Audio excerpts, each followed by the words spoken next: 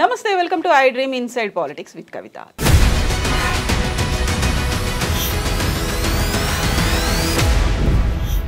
తెలంగాణ రాజకీయాల్లో ఏం జరగబోతోంది, ఏ పార్టీ ఎలాంటి స్టెప్ వేయబోతోంది, చాలా ఇంట్రెస్టింగ్గా మారుతున్నాయి. లీడర్లు ఇస్తున్నటువంటి స్టేట్మెంట్లు కూడా క్యూరియాసిటీని పెంచబోతున్నాయి. తెలంగాణలో కేసీఆర్ పేరు నామరూపాలు లేకుండా చేస్తానని రేవంత్ రెడ్డి అంటుంటే, మీ పార్టీకి చెందినటువంటి 5 ఎమ్మెల్యేలే బీఆర్ఎస్తో టచ్లో ఉన్నారు అనేటువంటి కొన్ని హింట్స్ కూడా వస్తున్నాయి బీఆర్ఎస్ పార్టీ నుంచి. అసలు ఏం జరగబోతోంది? మనతో పాటుగా ఉన్నారు పొలిటికల్ అనలిస్ట్ ప్రకాష్ గారు. ప్రకాష్ గారు నమస్కారం అండి. అసలు ఏంటి తెలంగాణ రాజకీయాలు ఇంత ముందు కంటే కూడా ఇప్పుడు ఇంత క్యూరియస్గా ఇంట్రెస్టింగ్గా ఎందుకు మారాయి? అంటే కావాలని చేస్తున్నారమ్మా, ఎందుకంటే మేజర్ ఇష్యూస్ నుంచి అటెన్షన్ డైవర్ట్ చేయడానికి పొలిటికల్ ఇష్యూస్ను ముందు పెట్టడం అనేది జరుగుతూ ఉంటుంది. అంటే రేవంత్ రెడ్డి ప్రయత్నాలు అయితే చేస్తున్నాడు, బట్ ఘోరంగా ఫెయిల్ అవుతున్నాడు. ఇప్పుడు ఆయన ఇప్పటివరకు ప్రామిస్ చేసిన ఏవి కూడా నాట్ ఈవెన్ 10% ఫుల్ఫిల్ చేయలేదు. అందులో ప్రధానమైనది ఏంటంటే దాదాపు 65 లక్షల కుటుంబాలు, రైతు కుటుంబాలకు ఆయన ఇస్తానన్న ఖరీఫ్లో వేయాల్సిన రైతు బంధు ఇప్పటివరకు పడలేదు. సరే, 42 లక్షల కుటుంబాలేమో రుణమాఫీలో ఉన్నాయి. అందులో 28 లక్షల కుటుంబాలకే రుణమాఫీ ఇచ్చినట్టుగా వాళ్ళే చెప్తున్నారు. అంటే ఇంకా 14 లక్షల కుటుంబాలకు అక్కడ అందాల్సి ఉన్నది. రకరకాల కొరీస్ పెట్టి తప్పించుకోవడానికి ప్రయత్నం చేశారు. అది రైతులకు అర్థమైపోయింది. వీళ్ళు మమ్మల్ని ఎలిమినేట్ చేయడానికి గతంలో ఎన్నడూ లేని నిబంధనలు. రుణమాఫీ ఈ రాష్ట్రానికి కొత్త కాదు. వైఎస్ రాజశేఖర రెడ్డి అప్పటి కూడా రుణమాఫీ చేస్తూనే ఉన్నారు. అదే కాంగ్రెస్ పాలనలో కేసీఆర్ గారు వచ్చినాక 2 సార్లు రుణమాఫీ చేశాడు. ఆ రుణమాఫీకి ఏ నిబంధనలు ఉన్నాయో అవే పెట్టకుండా మీరు కేంద్ర ప్రభుత్వంలో తీసుకొని ఉండాలి, అక్కడ వాళ్ళు ఇచ్చే సపోర్టు, ఇది రైతు బంధు లాంటిది ఒక స్కీమ్ ఉంది కదా కేంద్ర ప్రభుత్వం, అది మీరు తీసుకొని ఉంటేనే ఇది తీసుకోవడానికి ఎలిజిబుల్, లేదా మీరు రేషన్ కార్డు ఉండాలి, ఇట్లాంటివన్నీ పెట్టి ఏం చేశారు, కుటుంబంలో ఒక్కరికే ఇస్తాం, తర్వాత మీరు అన్ని పే చేయాలా డ్యూస్ అన్ని, ఇట్లాంటివన్నీ పెట్టి వాళ్ళ చిక్కుల్లో పెడుతున్నారనే సంగతి రైతులకు అర్థమైంది. రెండవది ఏంది, ఖరీఫ్లో ఇవ్వాల్సిన రైతు బంధు ఇప్పుడు రబీ స్టార్ట్ అవుతుంది, ఈ రోజు వరకు ఇవ్వలేదు. ఇస్తాడన్న ఆశలు కూడా లేవు, ఎందుకంటే పెన్షన్లే వేయలేకపోతున్నాడు. పెన్షన్ల దగ్గరనే ఇప్పుడు వాయిదాలు పడతా ఉంది. అంటే ఇటువంటి సిచ్యువేషన్ వచ్చినప్పుడు చాలామంది సాలరీస్ లేట్ అవుతున్నాయి, ఇంకా ఆయన ఇస్తాడనే నమ్మకం కూడా ఎవరికి లేదు. అంటే దీని నుంచి డైవర్ట్ చేయడానికి ఆయన ఈ పొలిటికల్ క్యాంపెయిన్లన్నీ తీసుకుంటున్నారు. బాంబులు వెళ్తాయి, అరెస్టులు, ఇట్లాంటివన్నీ చిన్న చిన్న వాటిని పట్టుకొని పెద్దగా ప్రచారం చేయడం. వాళ్ళకు కూడా కాంగ్రెస్ పార్టీకి సోషల్ మీడియా ఉంది, ఆ ఛానల్స్ అన్నింటినీ కూడా ముందు పెట్టి వాటితో బాగా క్యాంపెయిన్ చేయించడం. ఇది మెయిన్గా డైవర్షన్ పాలిటిక్స్ అనేది నెంబర్ 1. నెంబర్ 2 ఏంటంటే అపరిపక్వత. అసలు రేవంత్ రెడ్డిని ప్రజలు ఎన్నుకున్నది కేసీఆర్ గారి కంటే మంచి పాలన ఇవ్వాలని కదా, ఒక మార్పు రావాలన్నారు కదా. మరి ఎక్కడ ఇప్పుడు ఈ 10 నెలలల్లో కేసీఆర్ కంటే మంచి నిర్ణయం తీసుకున్నది ఒకటన్ను ఉందా? నాకు నచ్చింది ఏంటంటే మొత్తం ఈ పీరియడ్లో ఆయన తీసుకున్న వాటిల్లో స్కిల్ యూనివర్సిటీ. సరే, దానికి ఏం చెప్పిండో, ఆయనకి ఏమి ఇస్తా అన్నాడో తెలియదు, బట్ ఆయన 100 కోట్లు డొనేట్ చేస్తా అన్నాడు. 200 కోట్లు మెగా వాళ్ళు ఇచ్చారు. అయితే ఇప్పుడు దాంతోనే ఒక స్కిల్ యూనివర్సిటీ అని పెడుతున్నాడు. అదొకటి మంచి డిసిషన్, నాకు నచ్చింది. ఇంకా ఆయన తీసుకున్న డిసిషన్స్లలో వెతికినా కూడా కేసీఆర్ గారి కంటే గొప్పగా ఉన్న డిసిషన్ అయితే ఒకటి కనబడలేదు. అంటే పోనీ కేసీఆర్ గారు ఇచ్చిన పథకాలనైనా ఈయన పెంచకపోయినా పర్వాలేదు, నేను 7,500 ఇస్తాను అన్నాడు రైతు బంధు. నువ్వు 5,000 ఇచ్చుంటే మనం అప్రిషియేట్ చేసేవాళ్ళం. నా దగ్గర డబ్బులు వెళ్తలేవు, ఇంకో 2,500 నేను తర్వాత మీ అకౌంట్లో వేస్తానన్నా కూడా అప్రిషియేట్ చేసేవాళ్ళం. అసలుకే ఎసరు పెడితే ఎట్లమ్మా? అంటే వీటి నుంచి ప్రజల అటెన్షన్ను డైవర్ట్ చేయాలి. కులగణన బీసీలను అట్రాక్ట్ చేయడానికి ఎప్పుడు ఫిబ్రవరిలో అసెంబ్లీలో కులగణన గురించి అనౌన్స్ చేయడమే కదా, ఏదో పాస్ చేశారు అక్కడ, కులగణన చేస్తామని చెప్పి. ఇప్పుడు మళ్ళీ ఫిబ్రవరి వస్తుంది, ఇప్పటి వరకు అతి లేదు గతి లేదు.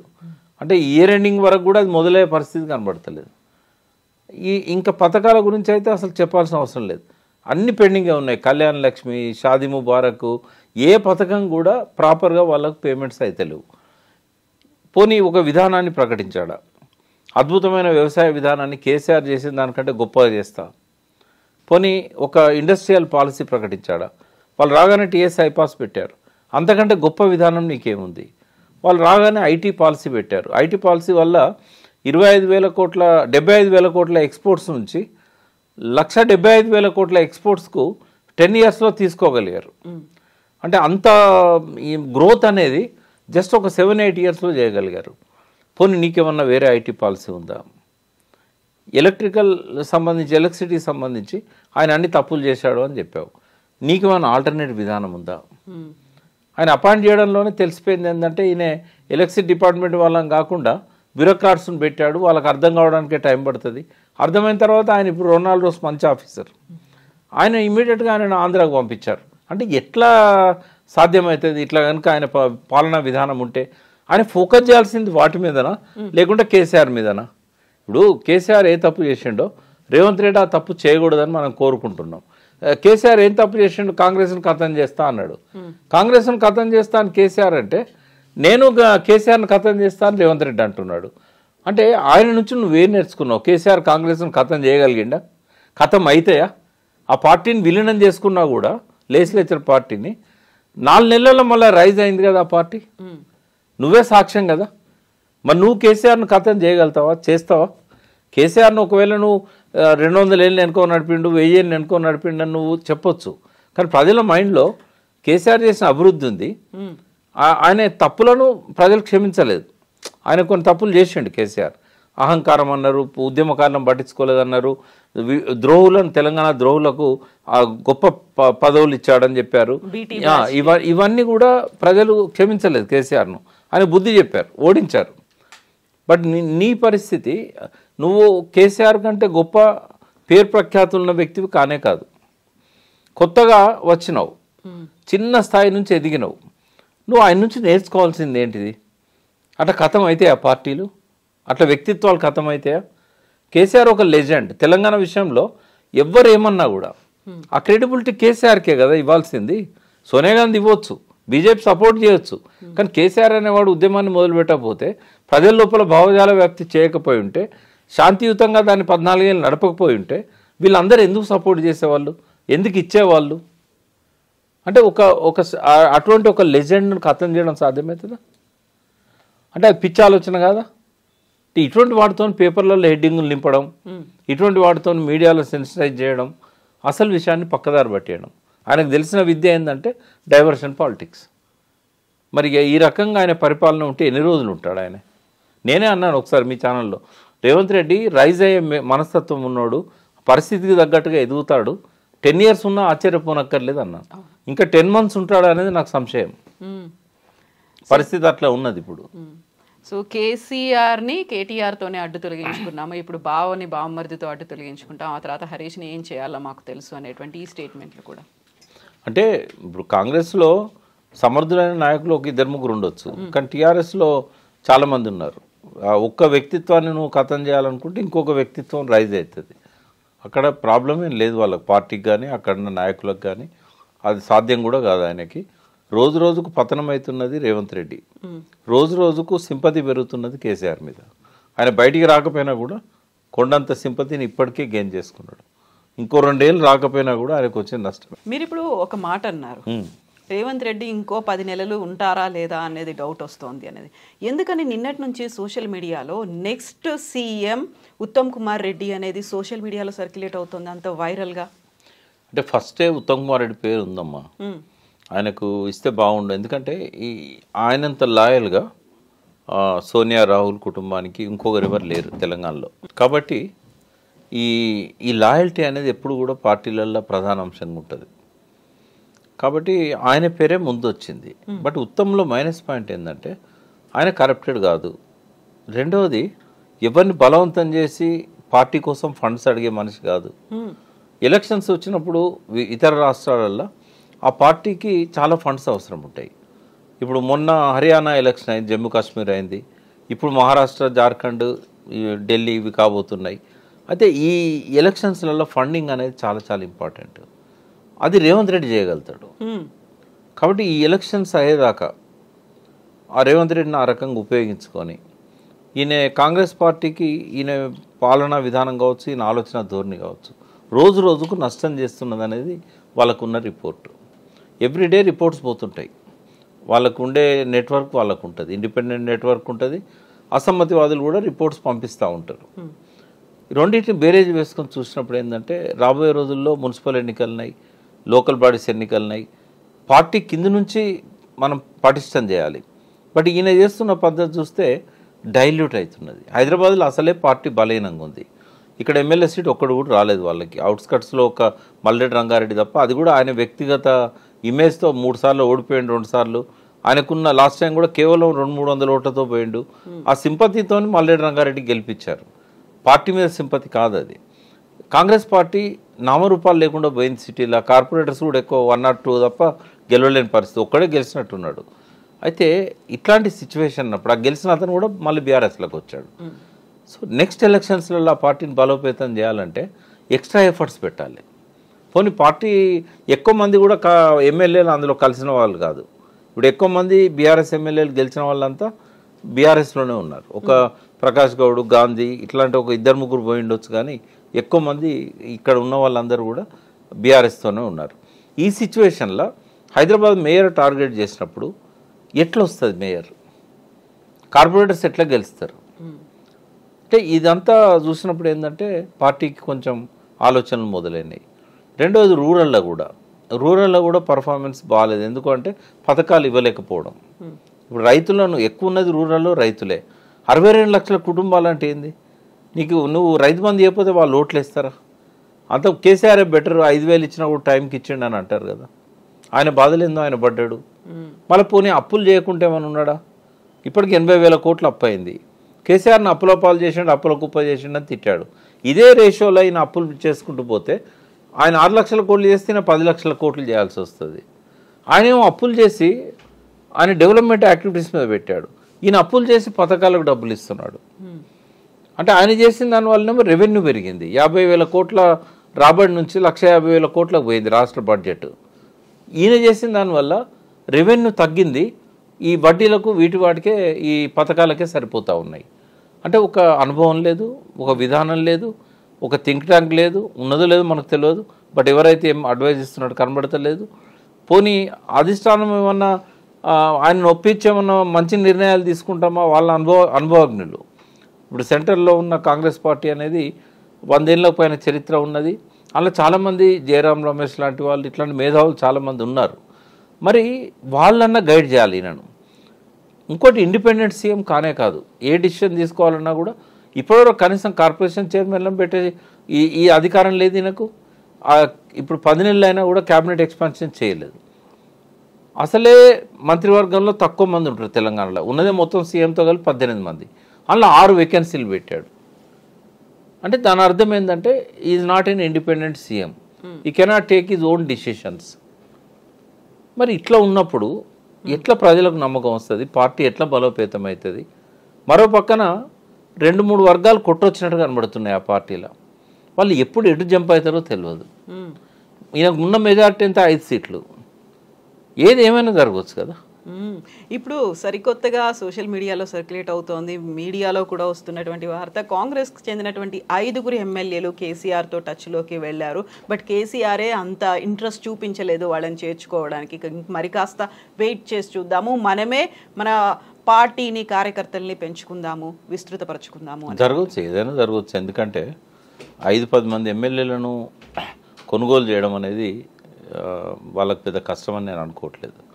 అంటే కేసీఆర్తో టచ్లో ఉన్న వాళ్ళు జనరల్గా ఫైనాన్షియల్గా ఇబ్బందుల్లో ఉండి మాకు కొన్ని డబ్బులు ఇస్తే మేము వస్తాము, గెలిచినాక మీ అధికారంలోకి వచ్చినాక మీరు మాకు మంత్రి పదవులు ఇవ్వండి.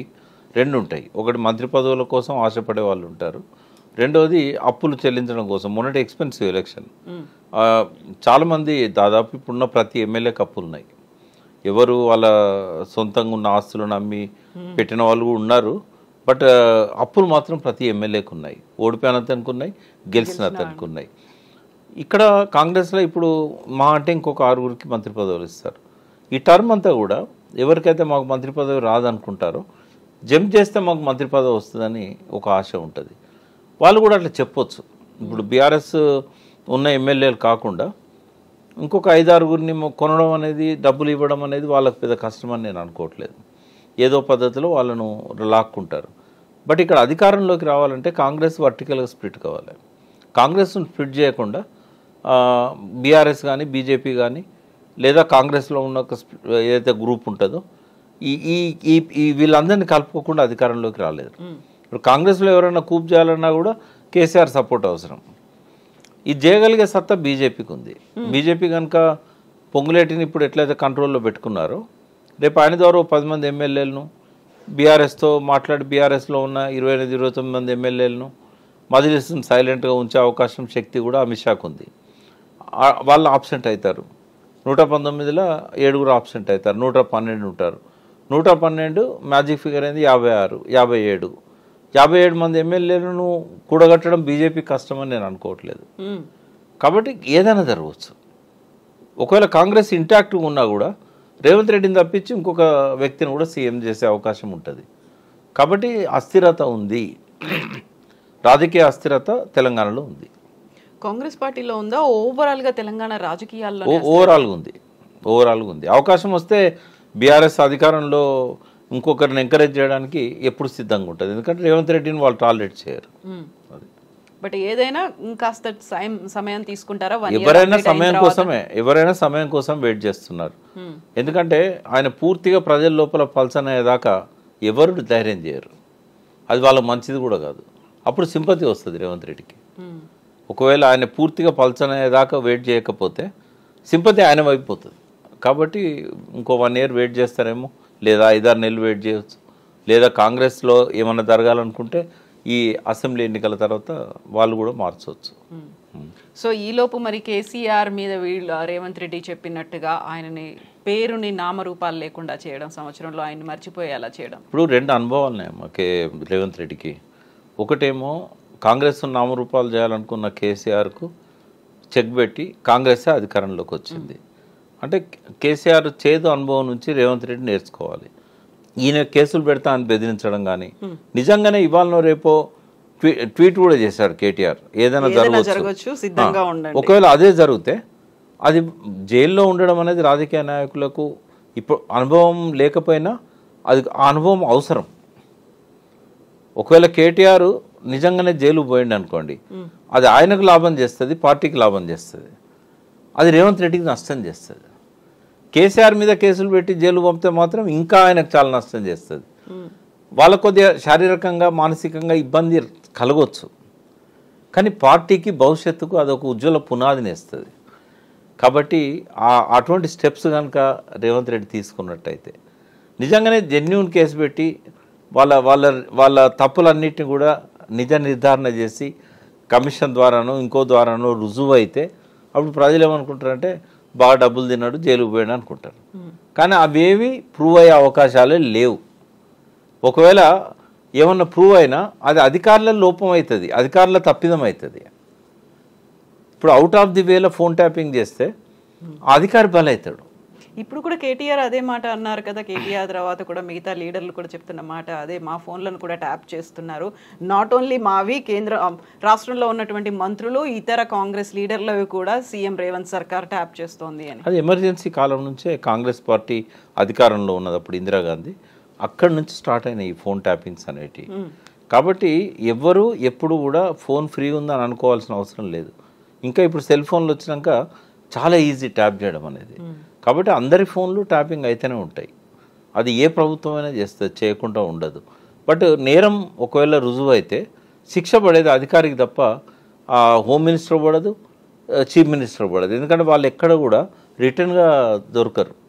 మౌఖిక ఆదేశాలే తప్ప రిటర్న్ ఆదేశాలు అనేటివి ఉండవు. ఆ మౌఖిక ఆదేశాలు కూడా ఎట్లుంటాయి, ఇంటెలిజెన్స్ చీఫ్ను ఇంట్లోకి పిలుచుకొని చిన్నగా మాట్లాడతారు వాళ్ళ చెవులో వినబడేటట్టు. ఆయన రికార్డ్ చేయడానికి కూడా ఉండదు. వాళ్ళదే తప్పు అవుతుంది.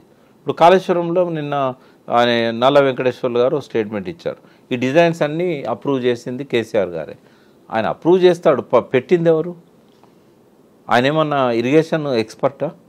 మీరు పెట్టారు, ఈ డిజైన్ బాగుంది సార్, ఇది పోదాం, సరే మీరు ప్రపోజ్ చేయండి, నేను సంతకం పెడతా అంటాడు. ఒక ముఖ్యమంత్రిగా అంతకుమించి ఆయన చేయగలిగింది ఏం లేదు కదా.